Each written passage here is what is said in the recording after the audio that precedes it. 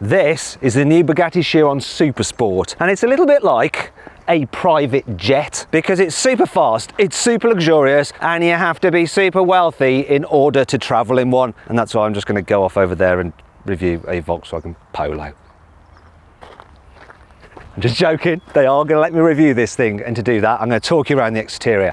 The interior, I'm going to tell you what's good about it, what's not so good about it. Yes, even this Bugatti isn't perfect. And of course I'm going to take it for a drive. In fact, I'm going to head to the German Autobahn because I want to see exactly how fast I can drive this thing on the public road. Yeah, I'm even going to launch it to see how quick it is from 0 to 60 miles an hour. Anyway, I'm Matt Watson, and you're watching CarWow. Oh, and if you haven't done so already, make sure you subscribe to this channel because we're going to be doing more cars like this in future, and you don't want to miss out.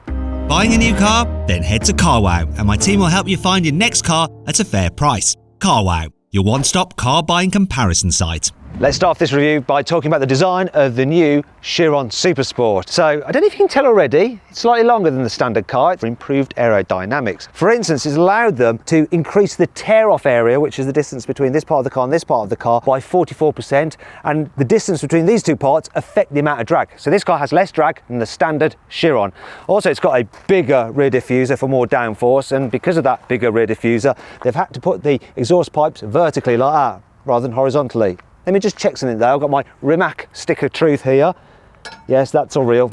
Yeah, it's all real. Anyway, let's move down the side of the car. So as with the normal Chiron, you have 21-inch alloys at the back as standard and 20s at the front, though the Super Sport has its own unique design of alloy wheel. You also get Chiron Super Sport here on the fuel filler cap, something you'll be seeing a lot of, no doubt, if you have this car. Another feature is this, the Super Sport gets these special air vents here. In fact, there's 9 holes here in the wing on each side, just like on the EB110 Super Sport. And let me just check those. Yes, yes, yes, look at all that. Yeah, vouched by the Rimac stick of truth yet again. Now here at the front you've got bigger air curtains as well, bigger air intakes, and a larger front splitter for more downforce here at the front as well. And as a result, it all looks a little bit meaner, especially in this black. Sort of looks like the Batmobile. Though if you don't fancy this colour, I've got another colour over there. What do you think of this orange and black colour scheme? Certainly stands out, doesn't it? And maybe that's what you want when you're paying €3 million plus taxes for a Chiron Super Sport. It's got matching interior, glass roofs, it's kind of cool. Though it does sort of look like a Japanese giant hornet, doesn't it? But then this car does have a sting in its tail. Ha ha ha ha ha ha.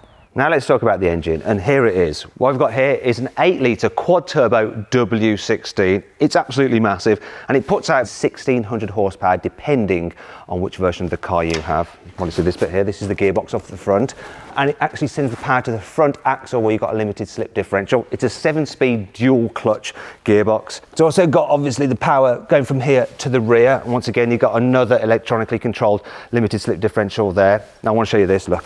See this valve here? So that is for the turbos. So when you're at lower RPM, you only actually have one turbo on each bank operating, and that's to reduce turbo lag. And that's why you get maximum torque of 1600 Newton meters from just 2000 RPM. But when you rev the engine past 4000 RPM, this valve opens and all 4 turbos start blowing. And at 6700 RPM, this thing is sucking in 1,000 litres of air a second in order for combustion to take place.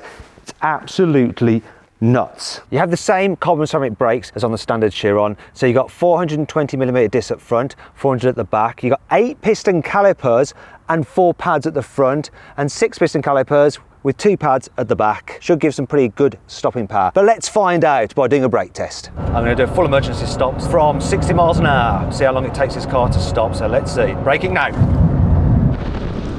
Oh, full stompage. Right. So stopped in 33 metres. Do you want to see a car that can also do it in 33 metres? Click on the pop-out banner up there to go check out what car that is. When you're braking from higher speeds, then you also get some help from the air brake. So it'll deploy from 180 kilometers an hour. And when you are braking, the combined effect of the normal friction brakes and the air brake from a speed of 380 kilometers an hour, you get 2 Gs of deceleration. Now let's talk about the car's chassis. So it has a carbon fibre tub, which is so stiff. Its torsional rigidity is 50,000 Newton meters per degree. What that means is that you could bolt the back of the chassis onto the wall, get a metal bar, a very strong one, attach it to the front, so it's meter along the metal bar, and you could put down 50 tons worth of pressure on that bar, and the chassis would only twist by 1 degree. It's insane. As with the normal Chiron, the Super Sport has double wishbone suspension all round. However, they have tweaked the suspension ever so slightly. So while you have similar springs, the dampers have been retuned to cope with the car's slightly higher top speed. Welcome to the inside of the Bugatti Chiron Super Sport. Now, the only changes over the standard car really are Chiron Super Sport written there into the headrest and here on the knee pads as well. Other than that, it's just like a normal Chiron, if there is such a thing as a normal Chiron. And this is a really bespoke car, and it's so exquisite here on the inside. I like the actual trim on this one. So we've got leather here on the steering wheel, but then it's carbon fibre, and all the metal bits just feel super expensive. You've got your engine start button there, your launch control button there. I will be launching the car later on in the video, you betcha. Also, you've got the driving mode switch there. In front of you, you've got a big speedo, which goes all the way to 500 kilometers an hour. And there's a digital rev count on the left, and then an infotainment screen on the right, which has your sat nav and various other bits and pieces as well. One thing to note is this though, look. Manually operated steering column in a €3 million car. Not so sure about that. What I'm sure about though is the seating position. It's absolutely brilliant, and the seats are glorious, and of course they're electrically operated. Also, what's glorious is this bit here. See this sort of C? It matches the C shape on the air intakes on the side. In fact, everything about this car is exquisite. It's just wonderful. I like these little switches here. They're for your climate control, but if you press a button, you can get some information on them, such as the maximum horsepower you've had out the engine. So this one has gone all the way up to 1,615 horsepower, and look, it's revved to be on 7,000 RPM. It's also showing the maximum speed this car's done. It's only saying 113 miles an hour, but I'm going to go on the Autobahn, and I reckon I'm going to easily beat that, and we'll find out exactly how fast I go a bit later on in this video. Other things to mention are the pedals are lovely, expensive aluminium feeling pedals. And while the carpets aren't deep like in a Rolls Royce, they do feel expensive. There is a bit of practicality in here. We've got some storage area here, decent sized door bin, and look, a glove box of mediocre capacity. But what about if you need to carry some proper luggage? Being a car wow video, we need to assess this car's practicality. It is important, you know. So this is the entirety of your luggage space. That. Now you can get bespoke Chiron luggage, look, with the blue to match your car if you want, which fits perfectly, but that's your lot. So if you want to go for a trip across a continent, you're probably going to have to get some of your staff to come along in a support car. That brings us to 5 annoying things about the Chiron. You can't go anywhere in this car without people taking photos of it. Yeah, it's okay, don't worry, do you take your photos? Yes, or the attention does get a little bit tiresome after a while, darling. When you're driving along, the big wheels actually flick up stones, and there's some vents there to relieve pressure from the wheel arches, but they also allow the stones to get flicked up here, and then they end up just gathering here on the side skirt, like that. And you have to get one of your staff to remove them, like that. There are no dedicated cup holders in the Chiron at all. All you've got is this slightly recessed area there, but when you accelerate, I think your tea's going to go everywhere, isn't it? If you just suddenly come into some money and you think, I'm going to get myself a Bugatti Super Sport, awesome, I'm going to have it in the colour of the world record breaking car, that wonderful black and orange, bad luck. Only the Super Sport 300 Plus has that colour scheme, not the normal Super Sport, and there are only 30 Super Sport 300 Pluses made, and they're all sold. So you can't have that colour scheme, I'm afraid, unless you get it spray painted yourself. Or maybe wrapped by someone like Yanni. The Chiron doesn't have surround view cameras as standard. Instead, you just get this single reversing camera. And the screen is actually quite small, so you can't see very clearly where you're reversing exactly. That's a real pain on something as wide as this. Thankfully, this car has plenty of cool features to help make up for all this. Here's 5. If you're buying a Bugatti, you can come here to the factory in Molsheim and spec your car in the design centre. So customers will come through this door.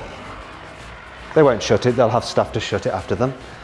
And to make sure that they don't spec their car in a way that it looks a little bit, you actually have one of the guys who works for Bugatti as a designer, designing the cars. Yasha, he sits behind there and he'll help you configure your car so it looks good, okay? Then you can come through here and look at all the different elements to do with the car. You can have a look at the different paint options. Look, we've got the swatches just over here, so you can choose your ideal exterior paint. Do you want exposed carbon, or do you like a nice flat blue? It's up to you. And then while you're here, you may as well get yourself some extra Bugatti bits and pieces, such as these speakers for your house. These are £300,000. Yes, that's quite a lot. The Super Sport gets an upgraded exhaust over the standard Chiron, which apparently sounds fruitier. So shall we find out for ourselves? Go on, start it up. Oh, go on, rev it. Oh. Oh. There's a lot of heat coming out of there. Rev it some more. I'm getting high. Ooh. Oh, it's actually quite nice, that is. It sounds pretty fruity. Shane, there's a bit of a soft limiter on it, but still, it sounds better than a Rimac Navara, even though the Navara might be a bit quicker. So yeah, Matty Rimac, your car doesn't sound as good as the Bugatti. Now wait a minute, the Bugatti is now also your car, isn't it? Oh well. The car will alter its ride height and angle of attack depending on what mode you've got in. So if you put it into Autobahn mode, sort of goes a bit lower and more steeply rate for improved high speed stability. And then if you're driving around town or worried about speed humps, you can actually lift it so that you can make it over them without grounding out and damaging your carbon fibre front splitter. The Super Sport has some special Michelin Pilot Sport Cup 2 tyres specifically designed for the car, and you can tell they're the official tyres because they have BG written on them. Personally, I prefer a BJ, but there we go. Now these tyres are capable of sustained 500 kilometres an hour, which is 313 miles an hour, and they're not cheap. For a set of these, £10,000. With the Chiron, you get two keys. There's the normal ignition key to start the car, and then there's the special speed key. Now, if you come to a standstill and you turn this, it unleashes the full potential of the car. So just on the normal key, it will do 236 miles an hour. With the speed key, you can go all the way up to 273 miles an hour. Now you might be thinking, wait a minute, Matt, the Super Sport 300, you know, it's called that because it can do over 300 miles an hour. And it did, it was clocked at 304 miles an hour. And this car is capable of 304 miles an hour. However, in order to do that, you need everything to be perfect. Conditions totally perfect. And so Bugatti actually limit the speed of all the cars that they sell to customers just for a margin of safety, because if conditions aren't entirely perfect, things could go wrong. You don't want that, not at 304 miles an hour.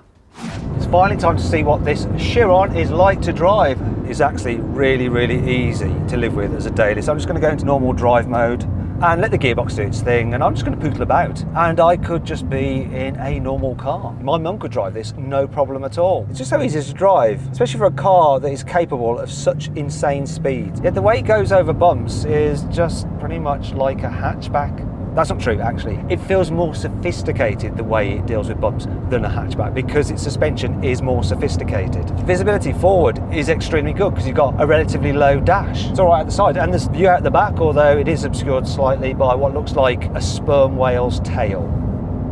Huge, huge wing. It's so easy to drive, I can't get my head around it. But then if you want it, you can just take control of things and yeah, put your foot down, and did you hear that? Wait for a second for the boost to build, but then it comes on, and it comes on strong. And then this car just takes off, and then when you lift off for a corner, you just hear the gases go so good. And in a corner, considering it's a relatively heavy car, it's so planted, it's incredible. And of course you've got four-wheel drive traction to just, whoa, just haul you out the bends. It's nuts. And that is so addictive, getting this thing on boost and flooring it. And then you look down at what gear you're in, and it pulls as though you're in a much lower gear than you actually are. The torque from this engine is nuts.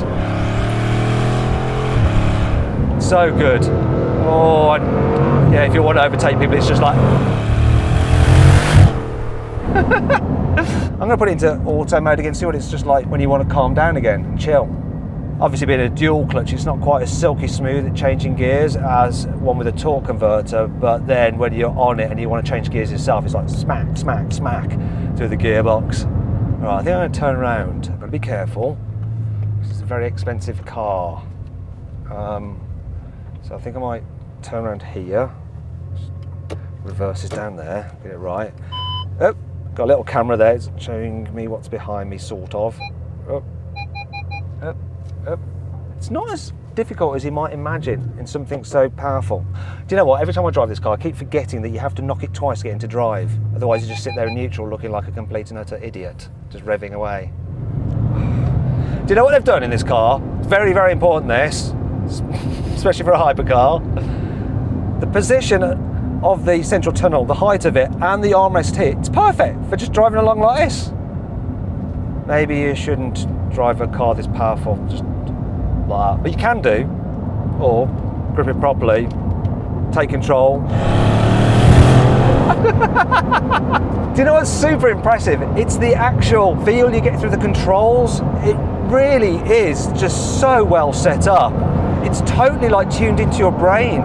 Like the amount of steering input is the amount of response you get from the car, what you expect to get. The brake pedal feel is so good, you can just judge the braking, so it's not at all jerky. You can make it really smooth, and then if you want to really stop hard, it will do. It's nicely set up. It makes the car actually feel a lot lighter than it really is. And you might not think that from something that's capable of these kind of speeds. You think it'd just be a one-trick pony, but it's not. It's more of a multifaceted horse. That's a weird analogy that no one's ever used before and will probably never be used again. It makes a noise like a horse, isn't it? Sorry about that. Do you know what, though? This thing is about top speed, isn't it? I need to go somewhere where I can open this thing up, so I think it's time to head to Germany and the Autobahn. Before we head on to the Autobahn, it makes sense for me to fill this thing up to the brim with petrol, because when you're maxing out, it just drinks fuel at an alarming rate. So here we go. Oi, no, don't put 95 in my car. We'll only have 1200 horsepower instead of the 1600 horsepower. Yeah, I don't want just 1200 horsepower, that wouldn't be enough. I want the full 16, so all right, I'll pay a bit extra. 98. Bloody hell. Right, Andy. Good. Andy Wallace, Bugatti's test driver and Le Mans winner as well. Here we go, joining the Autobahn. Blimey. Whew. That was 200 kilometers an hour, like that. It's opened up again, let's go. Christ, 250. Oi. This is where you're going to need your carbon ceramic brakes, because there's always someone just pulling in front of you in a Skoda not so rapide. Wow! 300 kilometers an hour! Woo! That's 196 miles an hour, almost 200, and it's just the speed at which it gets to that. It's nuts. I want to do over 200 miles an hour. Whoa! Oh! Don't pull out. Don't trust him. It's a Renault Capture. Yeah, you can't trust those kind of Renault Captures, not the kind of speeds we're doing in this thing. Woo! The way it takes off. Wow. Here we go.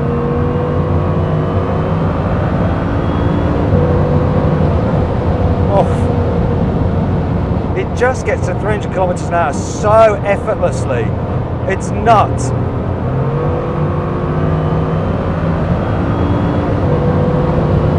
Whoa! Whoa, that was a lot of speed there. 208 miles an hour. And he's just pulling. If you come out on the Autobahn late at night, there's no one around, this thing will just smash up to its 273 mile an hour top speed. I can guarantee you that. Oh, it's so good. Gets through its petrol pretty quickly when you're doing that though. You can actually see the gauge move. You know what, while I'm cruising along, I'm going to give you a bit of useful consumer advice about this car. So I have noticed that when you're just cruising along at 150 kilometers an hour, you get a slight whine from the engine ever so slightly. It's not too bad, but you do notice it and you could find it a bit irritating maybe. However, when you're going over that speed, you don't notice it because you're too busy focusing on what's going on. so it doesn't really matter. Anyway, let's get on.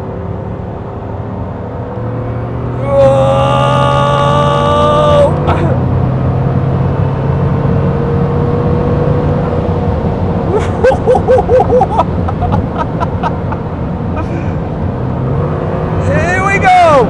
Come on! Wow, this thing just hauls ass! And it brakes so well! Get out of the way! Get out of the way, damn you! Do you know what? I've been thwarted twice now by Renault. Right, the car's getting low on fuel. I'm going to give it one last go. I've done 208 miles an hour. I want to try and get past 210.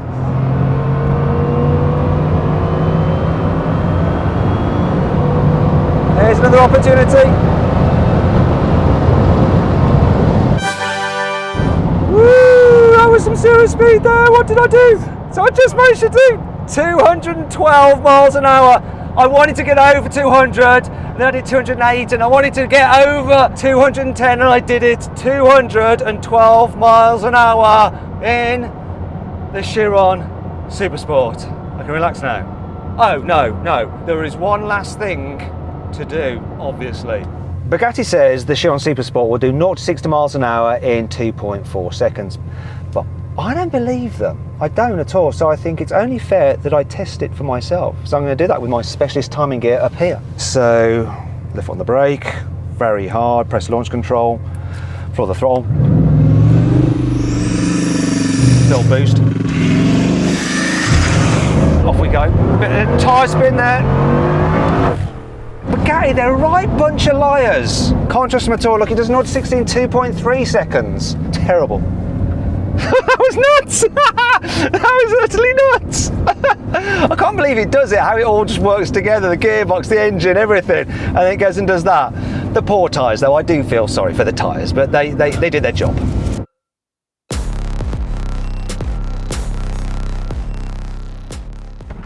So then, what's my final verdict on the Bugatti Chiron Super Sport? Should you avoid it? Should you consider it? Should you shortlist it? Or should you just go right ahead and buy it?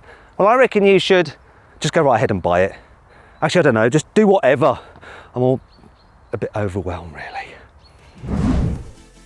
I hope you all enjoyed the video. If you didn't, there's clearly something the matter with you. Let me know of some other hypercars you'd like me to review in the comments below. If you want to watch some more videos, click on those windows there. And if you click on that box there, you can go to CarWow to sell your car and we'll get a great price for it.